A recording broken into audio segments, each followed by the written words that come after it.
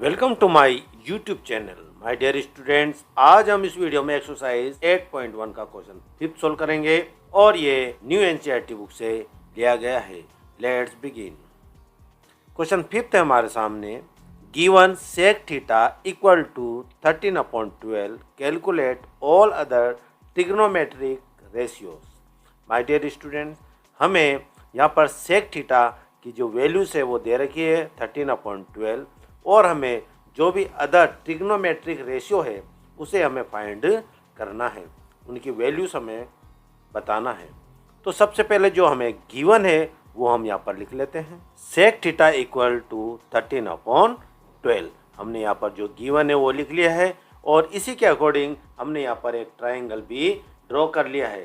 ये ट्राइंगल हमने यहाँ पर बना लिया है और जो ट्रिक है वो भी हमने यहाँ पर लिख लिया है और इसी के अकॉर्डिंग तो ट्रिग्नोमेट्रिक रेशियो हम इन्हीं के आधार पर हम बनाएंगे। तो यहाँ पर देखो जो sec थीटा है, sec थीटा का रेशियो है हम किस तरह से फाइंड करेंगे। यहाँ पर देखो जो sec थीटा है वो रेसिप्रोकल होता है cos थीटा के। तो cos थीटा हमारा कौन सा होता है, ये होता है हमारे पास साइन, ये होता है cos और ये होता है tan। तो ये जो cos का ऑपोजिट रेसिप्रोकल होता है, तो cos का रेसिप्रोकल होगा sec। तो हम इसको रेसिप्रोकल करके लिख लेंगे, यहाँ उल्टा करके लिख लेंगे इसे। तो यहाँ हम सबसे पहले लिख लेते हैं h, ये h हो गया, अपॉन b, ये b हो गया। तो यहाँ पर वैल्यू हम लिख लेते हैं, ये हाइपोटेन्यूस यानी h की वैल्यू आई हमारे पास 13 और ये बेस की वैल्यू आई हमारे पास 12, ये 12 इस तरह से। तो सेक के अनुसार हमें ये पेयर मिला है। अब हम क्या करेंगे, ये जो हमें गिवन है तो थीटा हम ले लेंगे, a को हम थीटा मान लेते हैं यहाँ पर और यहाँ लिख लेते हैं थीटा, ये थीटा हो गया। अब ये जो थीटा है अकॉर्डिंग टू दिस एंगल यानी ये एंगल के अनुसार हम इनके जो भी साइड्स है उसको फाइंड करेंगे। तो देखो यहाँ पर जो ये ए है एंगल, ये थीटा है, उसके ऑपोजिट में हमेशा परपेंडिकुलर होता है। तो यहाँ पर हम लिख लेते हैं पी, ये पी हमने लिख लिया, ये परपेंडिकुलर हो गया। ये जो थीटा के सही ये जो पास वाली जो साइड होती है वो साइड वो होती है बेस। तो हम यहाँ पे लिख लेते हैं बेस, ये बेस हो गया। तो ये परपेंडिकुलर हो गया और ये बेस हुआ। अब हम इसी के आधार पर इसको हम ले लेते हैं, बेस इक्वल टू हो गया 12, तो हम यहाँ पर लिख लेते हैं ये 12। परपेंडिकुलर हमने फाइंड नहीं करा और ये हाइपोटेन्यूस है हमारे पास, तो ये जो 90 डिग्री होती है, जो राइट एंगल होता है उसके जैसे सामने वाला जो साइड होती है वो होती है हाइपोटेन्यूस। यहाँ पर लिख लेते हैं h इक्वल टू 13 हो गया।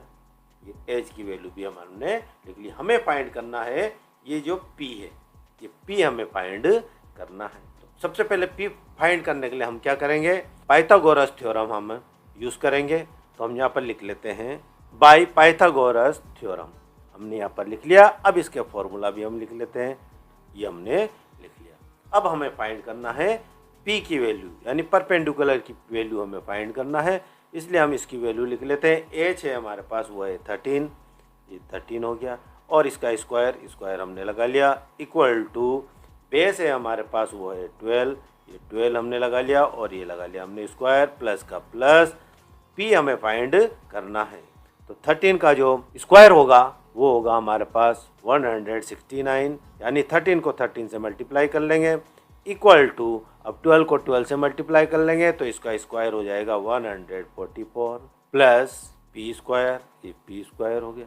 169 एसीटी से हम लिख लेते हैं। अभी 144 को हम लेफ्ट हैंड साइड भेजेंगे, प्लस का है माइनस में हो जाएगा 144 इक्वल टू पी स्क्वायर, ये पी स्क्वायर। 169 में से हम 144 को हम सब्ट्रैक्ट कर लेंगे तो हमें मिलेगा 25, ये 25 इक्वल टू पी स्क्वायर। अब ये जो स्क्वायर है हमें इसको हटाना है, इसको रिमूव करना है, इसलिए दोनों साइड हम रूट लगा लेंगे। तो दोनों साइड हम रूट लगा लेंगे, ये रूट लग गया। अब रूट से ये स्क्वायर कैंसिल हो जाएगा तो हमारे पास बचा p, तो p हमें ऐसी किसी हम यहाँ पर लिख लेते हैं। अब ये 25 का हम फैक्टर बना लेंगे, यानी इसको रूट से बाहर निकालेंगे तो 5 5 या 25 होता है ये। अब रूट हटाने के लिए क्या होता है, ये जो पेयर्स बन रहे हैं उसमें से एक नंबर बाहर आ जाता है 5, तो p इक्वल टू हो गया हमारे पास 5, ये 5 आ गया हमारे पास। तो परपेंडिकुलर भी हमें मिल गया 5। तीनों साइड का जो वैल्यू है हमने यहाँ पर फाइंड कर लिया है। अब हम अदर ट्रिग्नोमेट्रिक रेशियो से उनको भी हम फाइंड कर लेंगे। इसमें सबसे पहले हम लेते हैं साइन। ये जो साइन आएगा, साइन को हम यहाँ पर लिख लेते हैं साइन थीटा।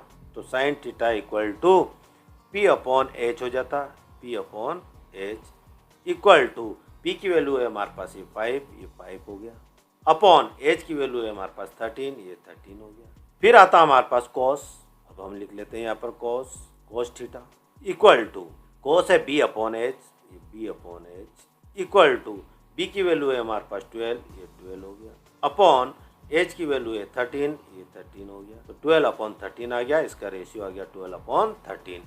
अब हम चलते हैं 10 हम ले लेते हैं, 10 थीटा इक्वल टू 10 है P upon B equal to P की वैल्यू है हमारे पास 5, ये 5 हो गया, अपॉन बी की वैल्यू है हमारे पास 12, ये 12 हो गया, 5 अपॉन 12 हो गया। अब हमें और क्या ढूंढना है इसमें से? अब हमें और देखना है इसके अंदर ये जो साइन का ऑपोजिट होता है वो होता है कोसेक। अब हम कोसेक ले लेते हैं, कोसेक थीटा इक्वल टू ये साइन का ऑपोजिट होता है तो एच अपॉन पी हो जाएगा, एच अपॉन पी यानी इसका रेसिप्रोकल होता है साइन का cosec theta equal to H है हमारे पास वो है 13, ये 13 हो गया, अपॉन पी है हमारे पास 5, 13 अपॉन 5 आ गया कोसेक।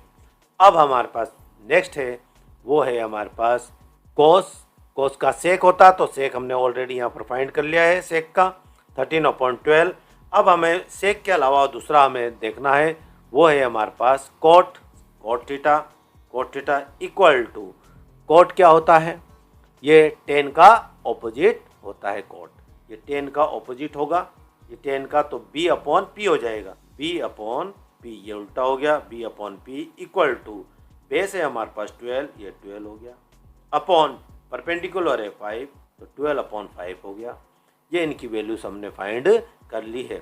5 जो अदर ट्रिग्नोमेट्री थी 5 वो हमने उसके रेशियो हमने फाइंड कर लिया है और सेक का हमें यहाँ पर गिवन था, ये सेक का था। और इसी के साथ ये जो क्वेश्चन हमसे पूछा गया था ये क्वेश्चन 5th यहाँ पर कंप्लीट होता है। Thank you very much for watching.